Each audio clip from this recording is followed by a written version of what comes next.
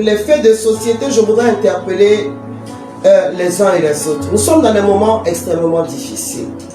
Nous avons interpellé nos frères et sœurs sur l'élément essentiel de notre foi qu'est l'amour et qu'est la charité.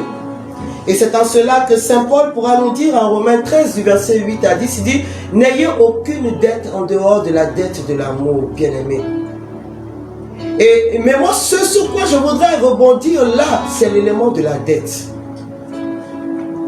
Et parce que quelqu'un m'a appelé pour me dire, écoute, prie pour moi, je traverse des moments difficiles, j'ai beaucoup d'argent dehors. Devant cette situation, j'ai du mal à subvenir aux besoins de mes enfants et les gens me doivent, ils ne me payent pas. Il y a des gens, leur deuxième nom, c'est la dette. Ils ne payent jamais leurs dettes et ils ne s'arrêtent jamais de prendre des dettes. Bien aimé, ce n'est pas normal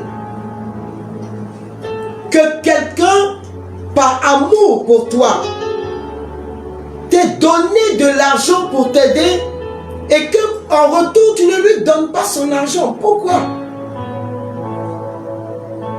Tu es le petit frère du sorcier ou tu as quel problème? Ce n'est pas normal. Ce n'est pas normal que tu fasses tomber le commerce de quelqu'un.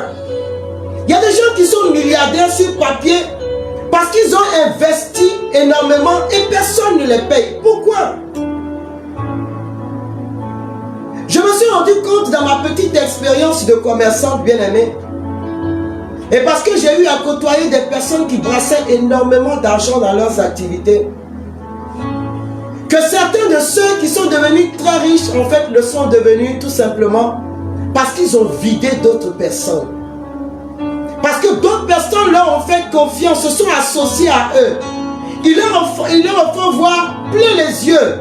Et quand ces personnes-là se sont dépouillées pour leur donner, ils n'ont jamais payé et eux continuent de rouler dans des voitures dernier cri, de se promener dans tous les avions, bien aimés.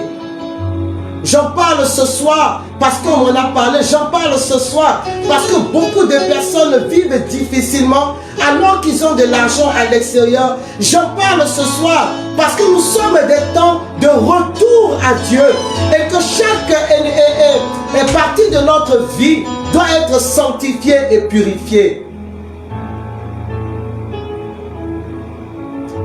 Nous ne pouvons pas continuer de fonctionner comme ça, bien-aimés. Et ces personnes qui prennent de l'argent ou à qui vous prêtez de l'argent, gare à vous si vous réclamez votre dû. Alors on se sert de tout, quoi. À cause de l'argent, là, tu me poursuis. Il y en a qui ont disparu même des groupes de prière parce que tout simplement, ils doivent, et comme ils ne payent pas, ils préfèrent disparaître et aller médire. Vous dites non, dans le groupe là, je ne sens pas l'onction. C'est celui qui paye ses dettes qui s'enrichit. Je veux dire à quelqu'un ce soir.